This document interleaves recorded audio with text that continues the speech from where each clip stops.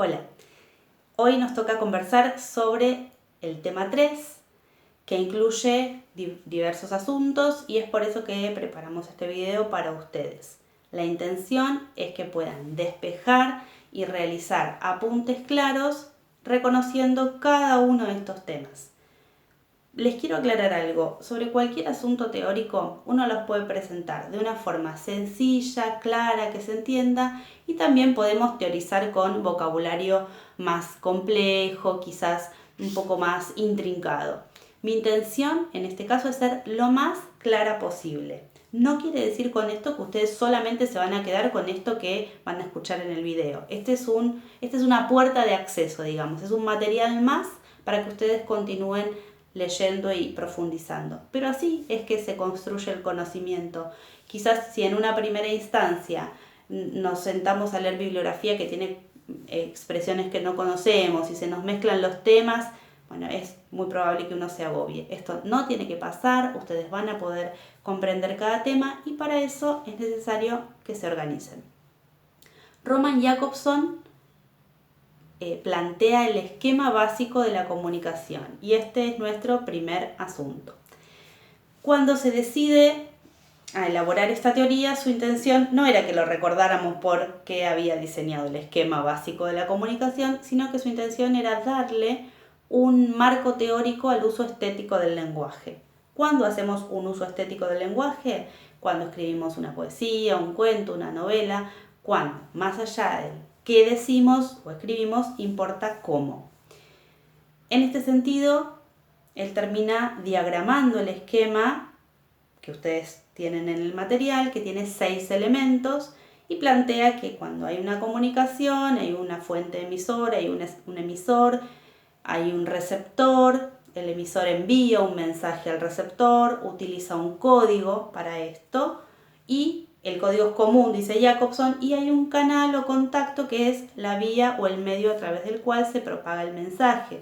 Puede ser una llamada de teléfono, una comunicación personal, persona a persona, una carta, hoy por hoy, bueno, un correo electrónico y una infinidad de formas de comunicarse. Contactos, ¿sí? Contacto o canal.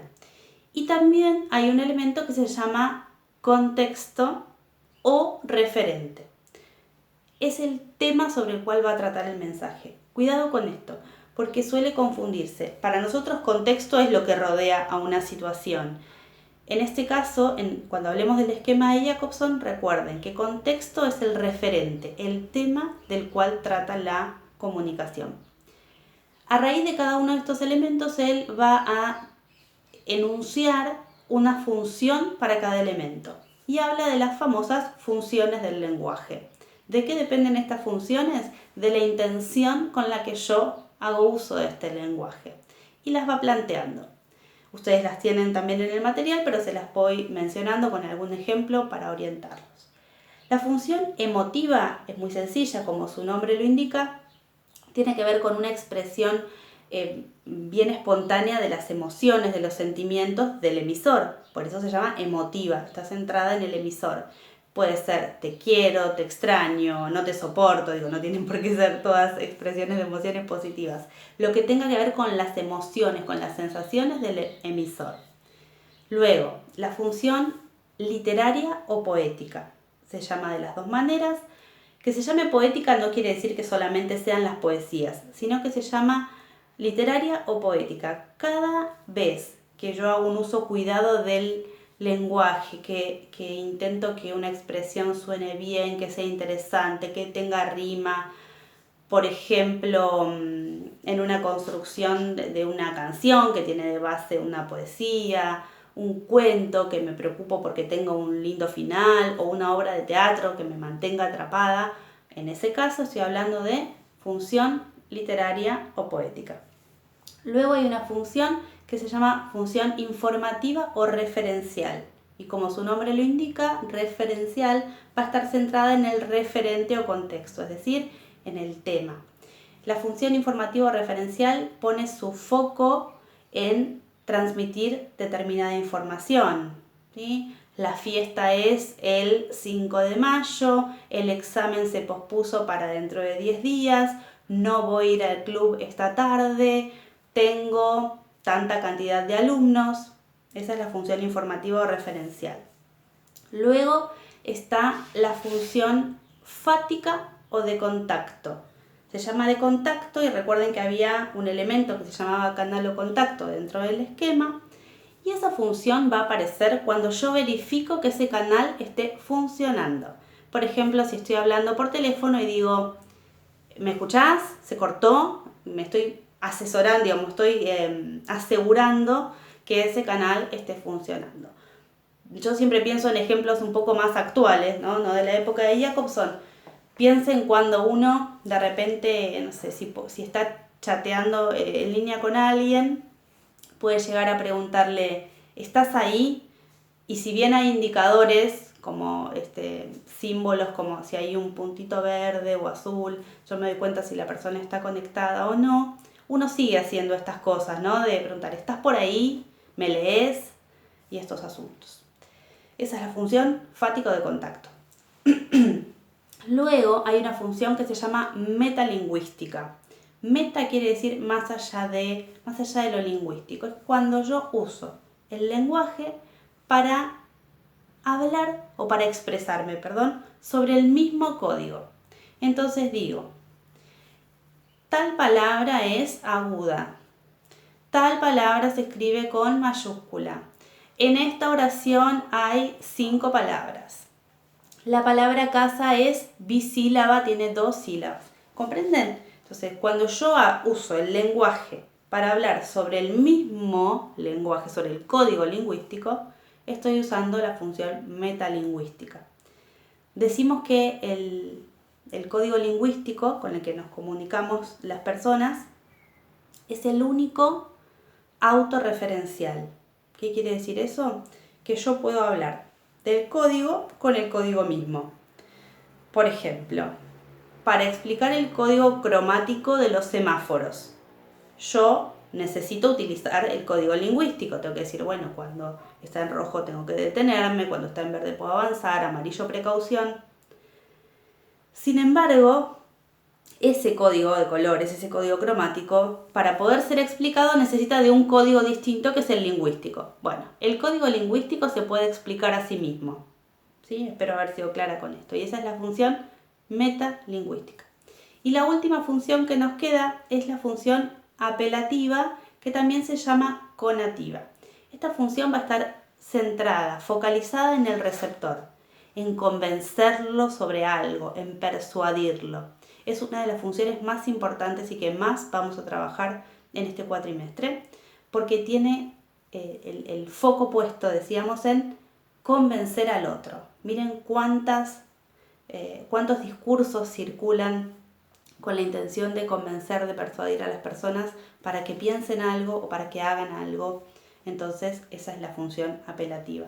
Un ejemplo, una publicidad para que compren un producto, un discurso de un político para que lo voten en campaña, una propaganda sobre vacunación o sobre concientización de la prevención, de las normas de higiene para prevenir, por ejemplo, el coronavirus, y así todo lo que tenga como intención convencernos, persuadirnos sobre algo, se llama función apelativa. Y ahí terminaríamos con las 6 funciones del lenguaje. Recuerden, esquema básico de la comunicación de Jacobson, 1960, tiene 6 elementos y además él plantea estas 6 funciones. Primer asunto, listo. Segundo asunto, aparece Catherine Kerbrat Orecchioni, que va a reformular el esquema básico de Jacobson. ¿Qué es reformular? Quiere decir volver a hacer algo que ya se hizo. Reformular, volver a formular. Toma el esquema de Jacobson y lo critica. Lo critica de 2 maneras. Primero le hace una crítica de tipo, vamos a decir, cualitativa. Cualitativa apunta a la calidad o la forma en que fue tratado uno de los elementos.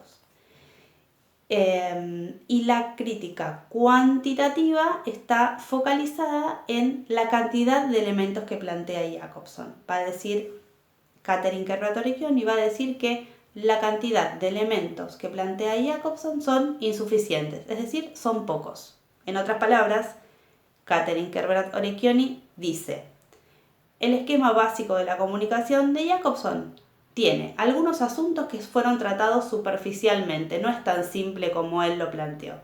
Y además le faltan elementos. Entonces, de esta manera, van a pasar ustedes a mirar en la bibliografía el esquema de la reformulación que hace Katherine Kerbrat-Orecchioni y van a ver que tiene los mismos elementos que tenía Jacobson y otros que agrega. Emisor y receptor. Cada uno de estos componentes del esquema, ustedes van a ver que debajo y encima tienen algunos asuntos que los condicionan y que van a aparecer repetidos del lado del emisor y del lado del receptor. Por ejemplo, habla de las competencias lingüísticas y paralingüísticas. ¿Qué es una competencia?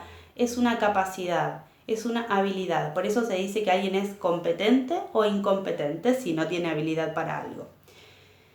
Competencia lingüística va a tener con el conocimiento del código lingüístico a través del cual nos comunicamos las personas, que no es tan sencillo como saber la lista de palabras que aparecen dentro de una lengua, o cómo utilizo o cómo combino esas palabras, ni la conjugación verbal. La competencia lingüística tiene elementos que son mucho más complejos, en los que uno tiene que aprender a cómo alternar el uso o los turnos lingüísticos. Muchas veces también tiene que ver con interpretar una expresión en determinada circunstancia o en determinado contexto. Así que, elemento que agrega Kerbrat-Orecchioni: competencias lingüísticas del lado del emisor y del lado del receptor. Porque es importante que uno sea competente para producir lingüísticamente, para escribir o para hablar. Y también es importante que uno sea competente lingüísticamente para escuchar o para leer. De la parte sería del receptor de la decodificación. También habla de las competencias paralingüísticas y las pone de un lado y del otro, del emisor y del receptor. Cuando uno toma la palabra, tiene que tener habilidades que van más allá de lo lingüístico, sino que quizás tienen que ver con acompañar lo que yo digo con una expresión que sea acorde y que no vaya en contra de lo que digo, con reforzar la parte lingüística con lo paralingüístico. Para es lo que rodea a, ¿sí? Todo lo que acompaña a las expresiones de las palabras, si yo muevo las manos, si pongo determinada expresión, lo que sucede con mis tonos, con mis pausas. Y tengo que ser competente paralingüísticamente tanto del lado del emisor cuando soy yo la que habla o la que escribe o la que se expresa, y también tengo que ser competente con lo paralingüístico cuando soy la que escucha. ¿Por qué? Porque alguien me puede decir, por ejemplo, ¿qué hora es? Y yo puedo responderle simplemente son las 3 de la tarde. Pero si estoy ingresando en una clase, la clase empieza a las 2. Entro en esa clase y el docente me dice, ¿qué hora es? En ese caso, tengo que ser competente paralingüísticamente y darme cuenta que ese gesto y ese tono en realidad tiene que ver con que no me está preguntando la hora porque no la sabe, sino que me está haciendo un reclamo. ¿Y cómo me doy cuenta de esto? Porque no solamente me quedo con la parte lingüística, sino que también lo junto para interpretar con lo paralingüístico. Vamos hasta acá. Seguimos. Otro elemento que agrega Kerbrat-Orecchioni de un lado y del otro son las determinaciones PSI, P-S-I. Se llaman PSI porque tiene que ver con las características psíquicas, psicológicas y psiquiátricas que tienen tanto el emisor como el receptor. Y acá ustedes piensen cómo nuestro estado mental, que a veces tiene que ver con circunstancias que son momentáneas y otras tienen que ver con asuntos más profundos, cómo ese estado en el que yo estoy, ese estado psíquico en el que estoy, afecta mi manera de expresarme. Y también del lado del receptor, cómo esa determinación sí que yo tengo en el momento en que me comunico, cómo afecta la manera en que yo interpreto. Si ustedes le dicen algo a una persona en un día que está sumamente tranquila, probablemente esa persona tome bien lo que ustedes le digan. Pero si hay justo un día en que está nerviosa o que está enojada o que tiene una serie de conflictos, lo mismo probablemente lo tome a mal. Entonces ahí está la importancia de las determinaciones sí. Seguimos. Ámbito sociocultural. Dice Kerbrat Orecchioni que la procedencia sociocultural va a condicionar la manera en que una persona emite y recibe o decodifica. El ámbito sociocultural es muy interesante y es un tema sumamente complejo y que hay que tratar con mucho cuidado porque muchas veces esto se relativiza y se explica mal y se dice que tiene que ver con que si una persona tuvo acceso a la educación en instituciones o no. Una persona tiene formación académica o no tiene formación académica. Y esto es muchísimo más amplio. Nuestra procedencia sociocultural hace que tengamos maneras de interpretar ciertas cuestiones, cosmovisiones, maneras de entender el mundo que van a afectar nuestra expresión. Así que el ámbito sociocultural tiene que ver con cómo nuestro ámbito social, lo que nos rodea y el ámbito en el que nos vamos formando como personas que se comunican como hablantes, cómo condiciona la manera en que vamos a producir y a la manera en la que vamos a decodificar también. Luego hay restricciones del universo del discurso y modelos de producción y de interpretación.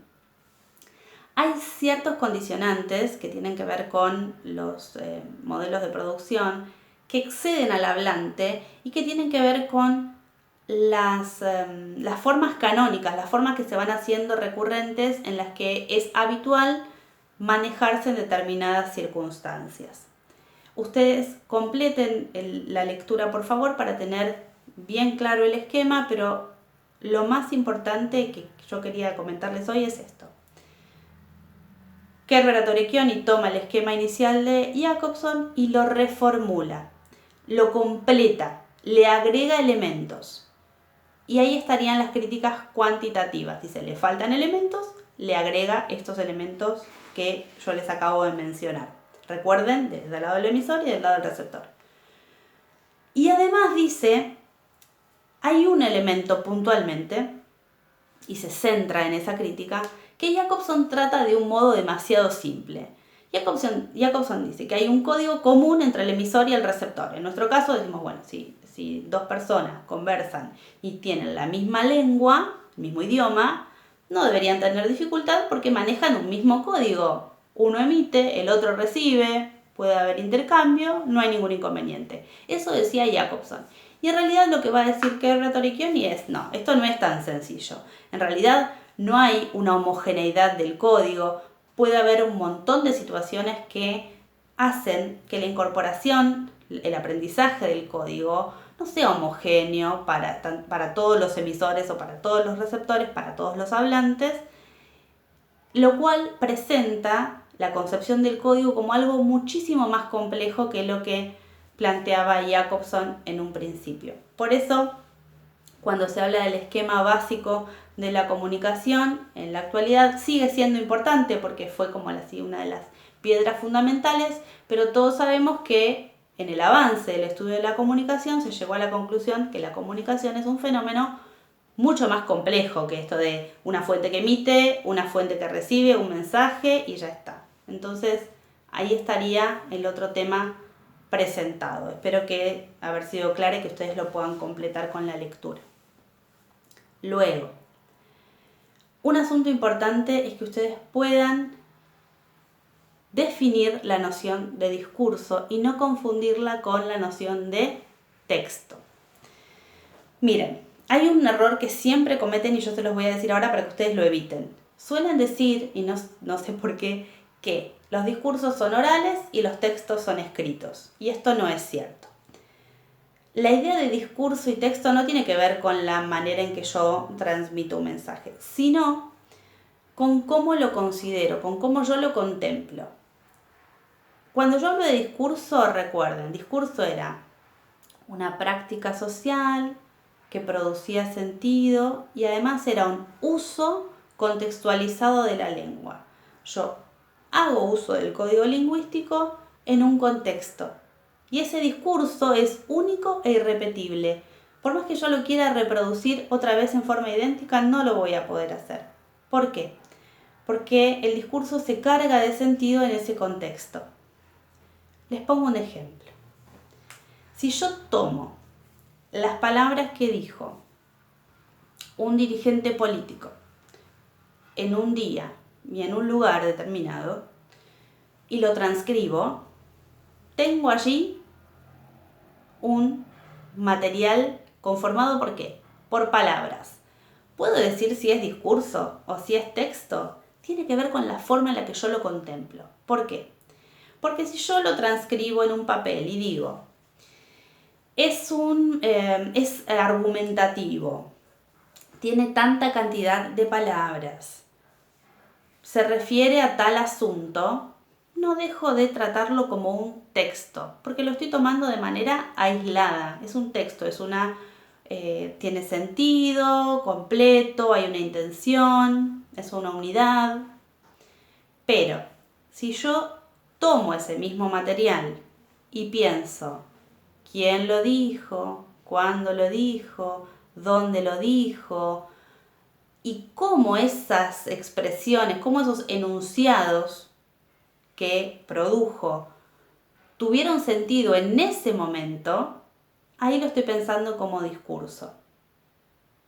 Hay un videito que yo creo que ya les mandé que tiene que ver con un cuento que les había propuesto como para pensar, que es La intrusa. Bueno, el cuento La intrusa es de Pedro Orgambide. Yo puedo leerlo simplemente y decir, no, en el cuento hay un personaje que se llama González y que se pone furioso y se enferma porque a su oficina traen una computadora, entonces lo echan porque hubo reducción de personal.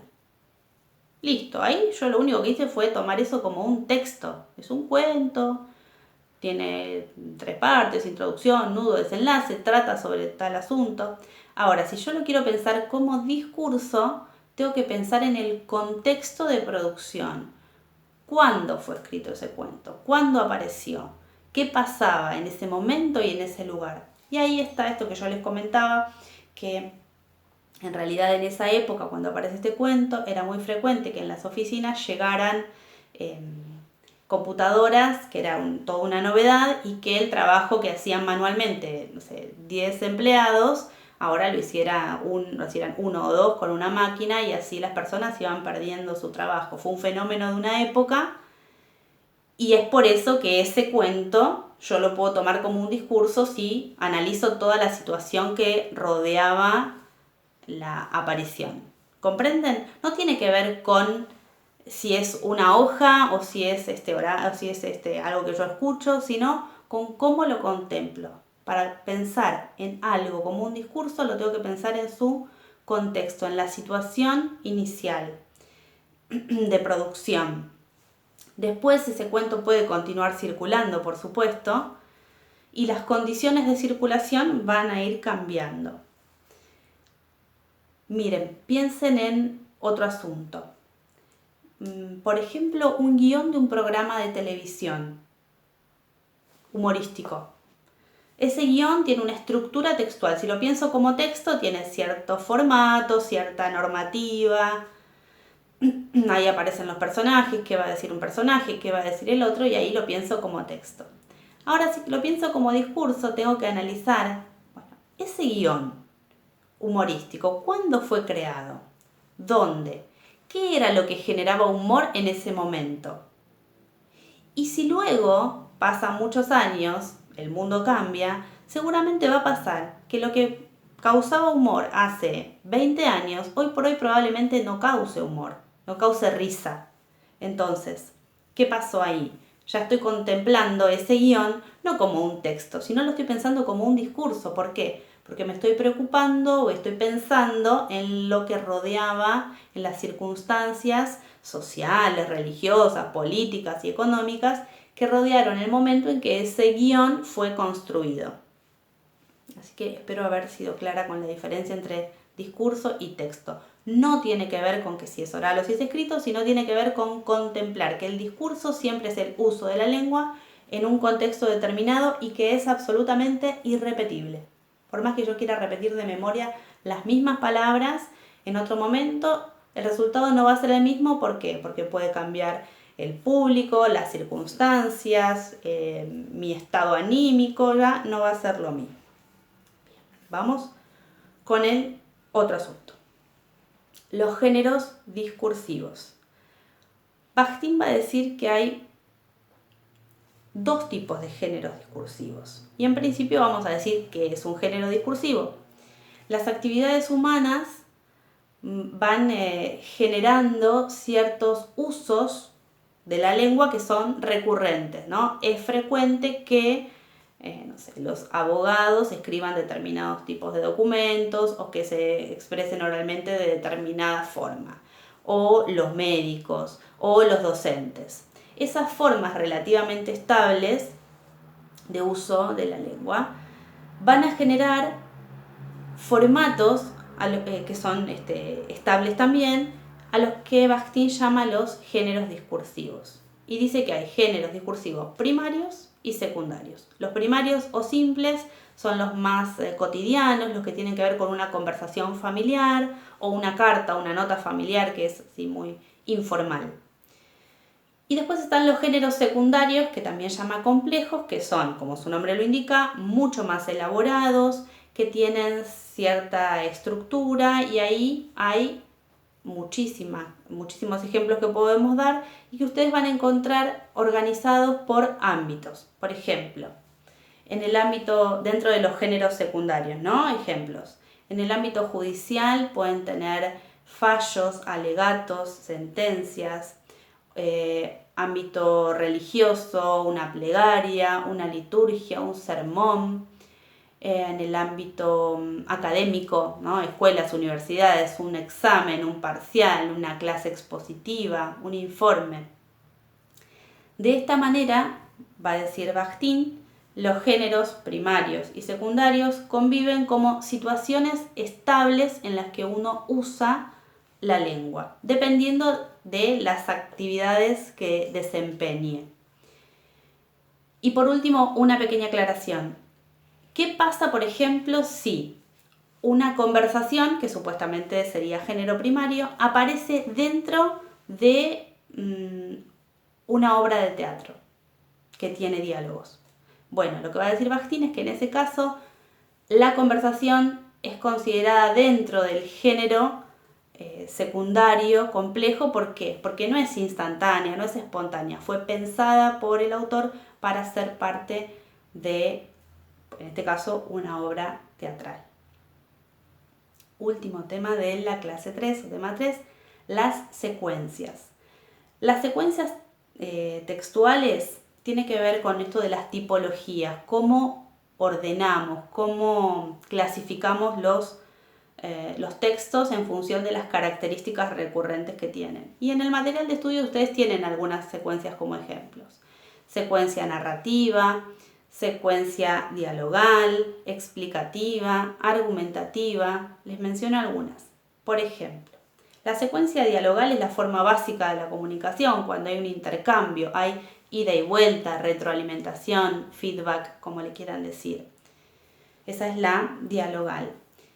La secuencia narrativa, cuando yo hago uso de la lengua con la intención de narrar, de relatar hechos o acontecimientos que pueden aparecer en orden cronológico, esto pasó primero, esto pasó después, esto luego, o con una relación de causa y de consecuencia. En ese caso podemos poner como ejemplos un cuento, una novela. Cuando yo le cuento a alguien una anécdota, algo que sucedió, estoy narrando, estoy relatando. Luego, la secuencia explicativa. La secuencia explicativa apunta a transmitir un conocimiento, una información, un saber, ¿sí? Transmito un saber. Y con cierta estructura, por supuesto, ¿no? Primero tengo que plantear un problema o una cuestión a resolver y después ir utilizando una serie de recursos para alcanzar el objetivo inicial de la secuencia explicativa, que es que alguien que sabe un poco más sobre un asunto le transmite saber o conocimiento a alguien que sabe un poco menos. No confundir con la idea de secuencia informativa, porque la secuencia explicativa transmite, dije yo recién, saberes y conocimientos. Cuando hablamos de secuencia informativa, transmite información, ¿sí? Puede ser, por ejemplo, una noticia, una crónica. Y la secuencia argumentativa también quería mencionárselas porque está íntimamente relacionada con una de las funciones del lenguaje de Jacobson. ¿Se acuerdan la función apelativa que planteaba Jacobson? Bueno, la secuencia argumentativa tiene ciertas características. Hay una introducción, el planteo de una hipótesis o idea que se va a defender, toda una fundamentación donde yo voy sosteniendo con argumentos la idea que quiero defender y una conclusión o cierre. Más adelante en las clases que vienen vamos a profundizar en secuencia argumentativa y explicativa, así que por esas dos no se preocupen porque las vamos a retomar. Y las otras tienen material en la bibliografía para poder completar y espero que se entiendan. Cualquier cosa nos consultan. Esto que viene ahora sería algo que yo suelo hacer en clase presencial y a lo que le llamo el esqueleto de la clase, que sería, si yo tuviera que hacer en el pizarrón un esquema, diría más o menos esto. El tema 3 está conformado por el esquema de la comunicación básico planteado por Roman Jakobson, las funciones del lenguaje, que son 6, que también plantea Roman Jakobson, la reformulación que hace Katherine Kerbrat-Orecchioni, que va a criticar el esquema inicial de Jacobson y que lo que hace es reforzar la idea de código y profundizarla y además le agrega los elementos que ya mencionamos. Los géneros discursivos de Bakhtin, primarios y secundarios, las secuencias textuales que les acabo de mencionar y fundamentalmente la noción de discurso. ¿De qué hablamos cuando hablamos de discurso? En las clases que vienen vamos a continuar conversando sobre este asunto. Espero haber sido clara y cualquier duda que tengan los esperamos a través del correo oficial de cada una de las docentes o de la plataforma. Les mandamos un saludo, lean y cualquier duda, aquí estamos. Que estén bien, no salgan de casa. Chau, chau.